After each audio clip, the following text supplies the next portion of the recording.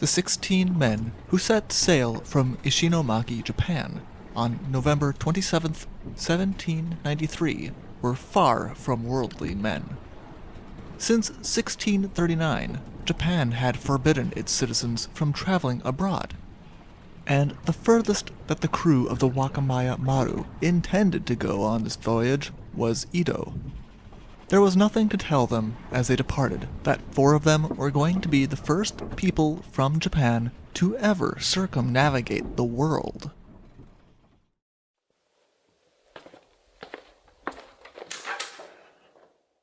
Hello, and welcome to the Shipwreck Archive. Thank you. Would you happen to have the story, The Wakamiya Maru is Blown Off Course? Here we are. Enjoy!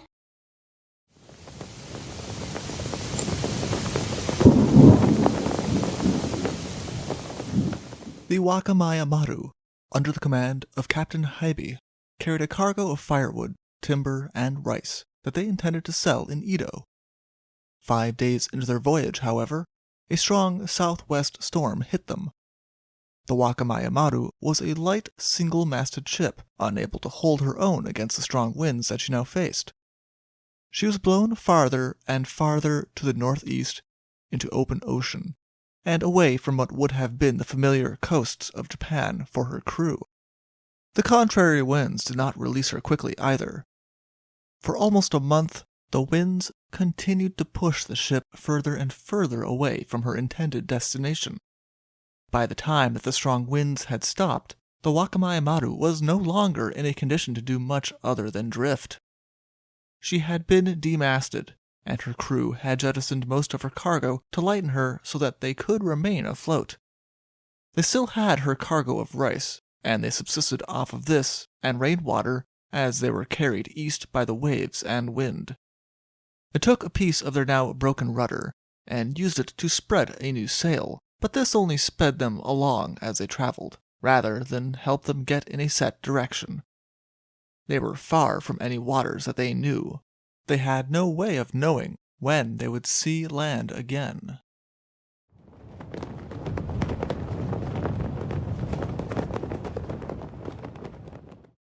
The answer came on May 5th, 1794, when they came to an island, a welcome sight after their long voyage.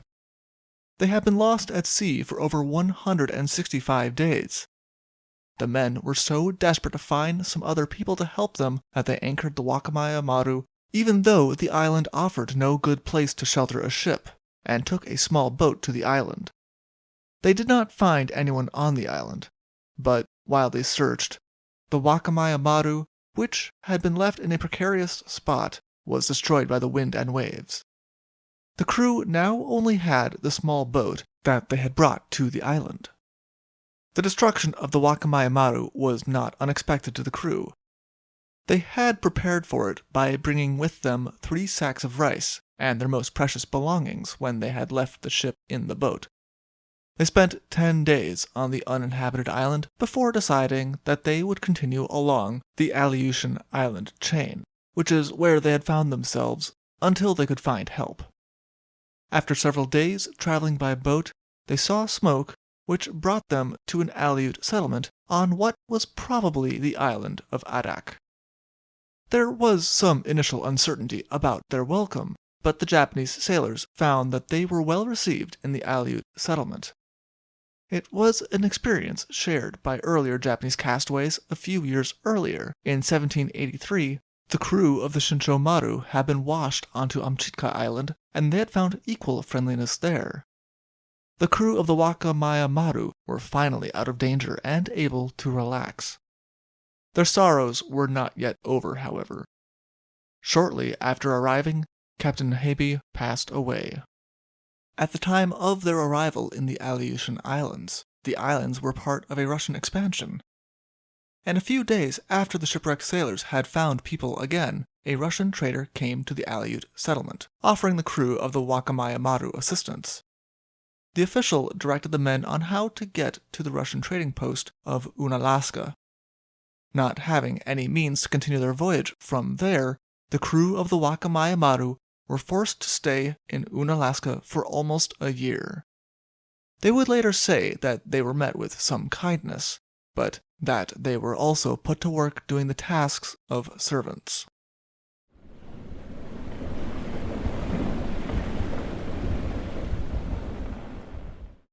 On May 21st, 1795, the men were placed on board a ship with a Russian captain who spoke some Japanese, and they were brought to Okhotsk. Okhotsk was the name of the Pacific headquarters of the Russian-American Company, a government-sponsored trading company that could not be oblivious to Russia's strong interest in trading with Japan. They were in need of a trading partner who could help keep their trading posts on the Aleutian Islands supplied, and Japan was in a very good position to do so, if they would just allow it.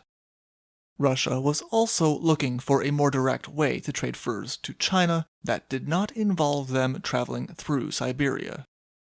Initial attempts to establish such a relationship had failed, and had only resulted in the Russians being directed to Nagasaki, which was a designated port that foreigners were allowed to trade at. It was hardly the result Russia had hoped for.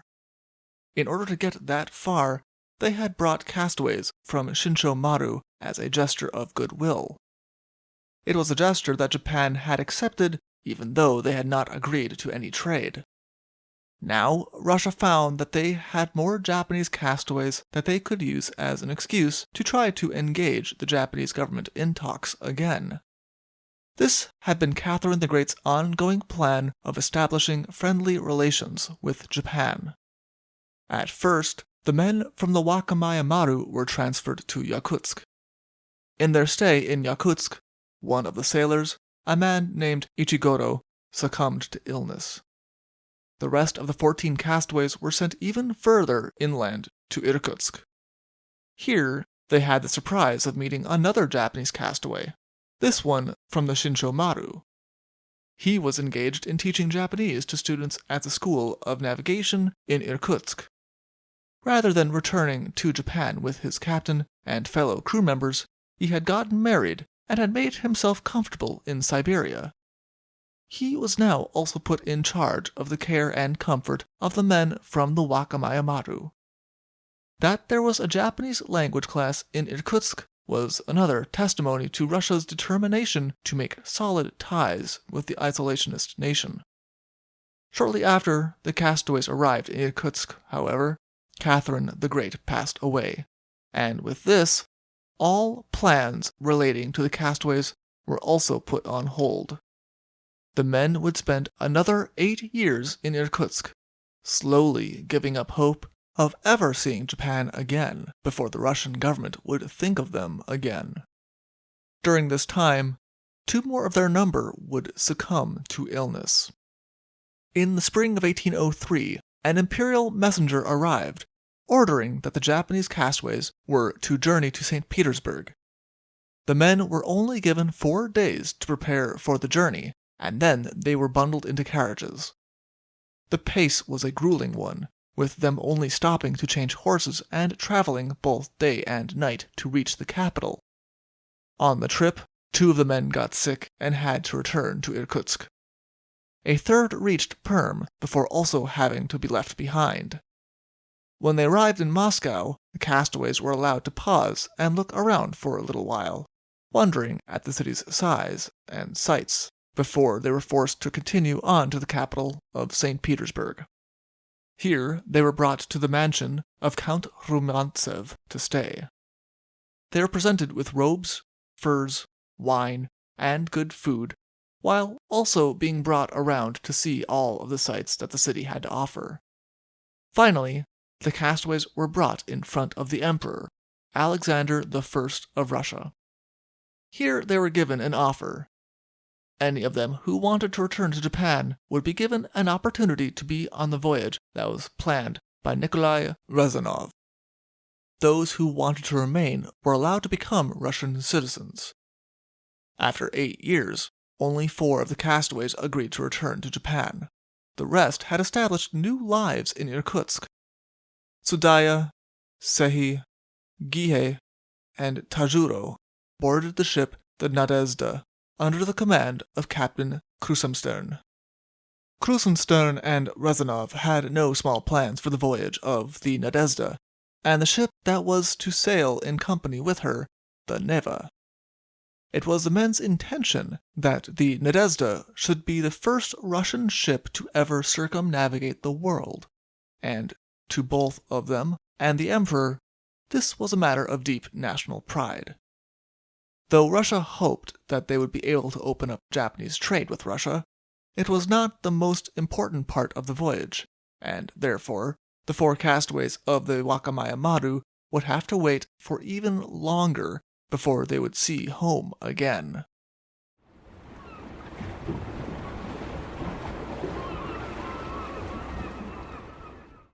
The Nadezhda left Kronstadt on the 7th of August 1803. There was a stop in Denmark for more provisions before heading to England and stopping there for a while. Krusenstern and Rezanov had shown great faith in England as suppliers for their voyage, citing the Drake's circumnavigation as a reason for their confidence. Indeed, the Neva and the Nadezhda had both been purchased from England, as had the outfits that the sailors were wearing, in spite of protests from people in Russia that to do so was unpatriotic. Once they left England, they stopped in the Canary Islands and then continued on to Brazil, where they passed a couple of months. Once they rounded Cape Horn, they made a stop in Hawaii. Hawaii was where the Neva and the Nadezhda parted ways. The Neva headed towards Alaska, triggering events that we have discussed in another episode. The Nadezhda headed to Kamchatka. They were trapped in Kamchatka for over a month due to the poor weather, and Krusenstern and Rezanov having made a very public falling out. The conflict was mostly over who was in charge of the expedition, with the sailors and crew having sided with Krusenstern. Rezanov had spent the trip from Hawaii to Kamchatka hiding in his cabin after suffering from a nervous breakdown due to the conflict, and was generally neglected by everyone. Once he arrived in Russia-controlled Kamchatka, however, he immediately went to the Major General who was stationed there, and informed him that he would not undertake the voyage to Japan because of the mutiny of the officers of his ship. After a week-long investigation, Krusenstern, realizing that his career was in danger, ended the matter by issuing a public apology to Rezanov. In turn, Rezanov agreed to continue on to Japan. The 4 Japanese sailors still had a ticket home. Poor weather quickly met the Nadezhda again as they headed from Kamchatka to Japan. Not only that, but the Russians began to realize that the charts that they had of the seas around Japan, both Japanese and European in origin, showed islands that did not exist. This made navigation even more complicated, since they were looking for landmarks that were not there. The Japanese castaways, meanwhile, took to eagerly looking out to the sea every day, hoping to see land. It had been almost 11 years since they had left Japan.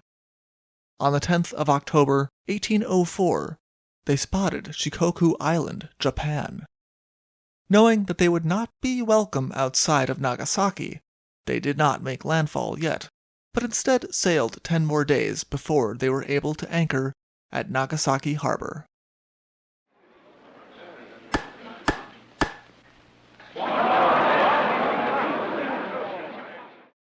News of the Nadezhda's approach had preceded them, since they had been traveling along the coast.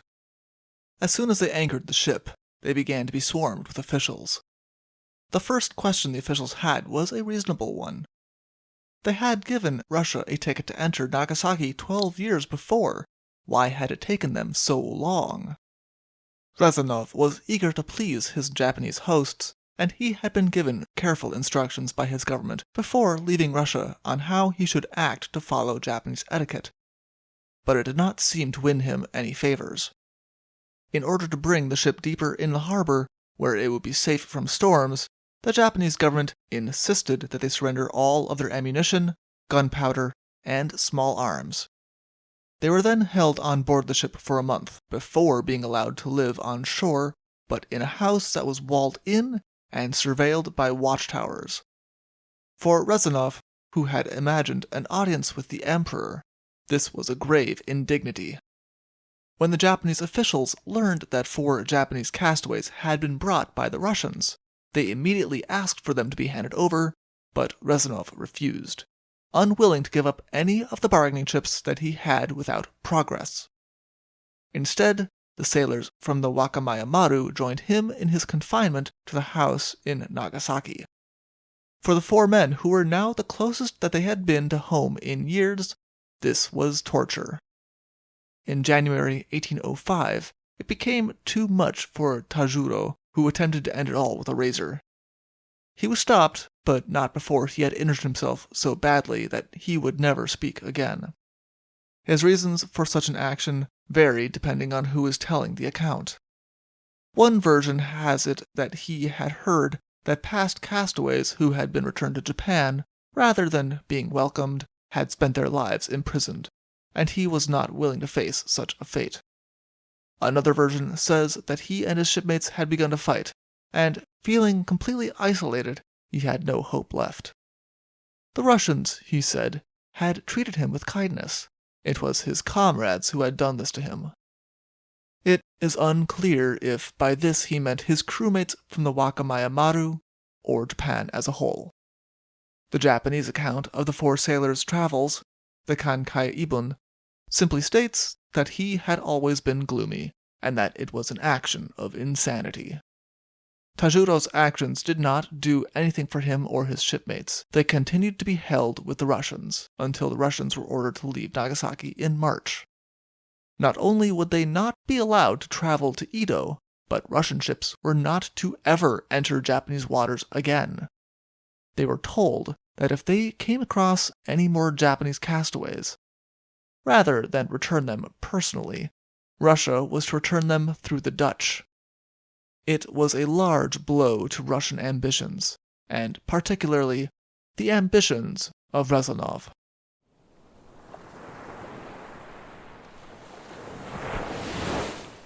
With Russia's departure, the Japanese castaways were now handed over to the Japanese officials, but they were not free.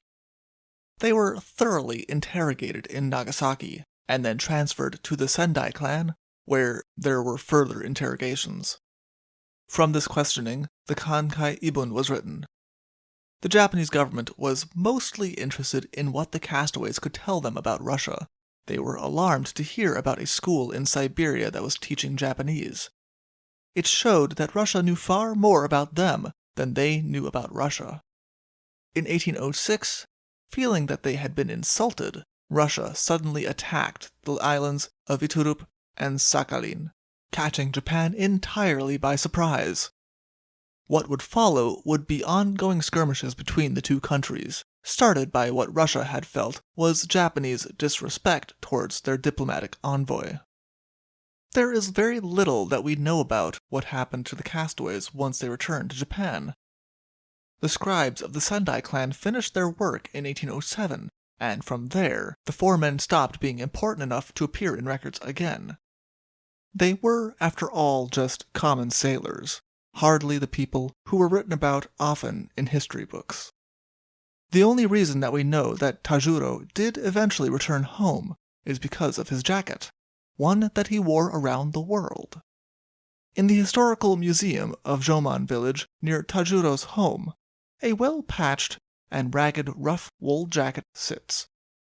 The Kankai Ibun is a thorough telling of the castaways' travels, but it is dispersonal and centered on the countries that they saw and the customs of those countries, rather than on the men who went on the unwilling odyssey.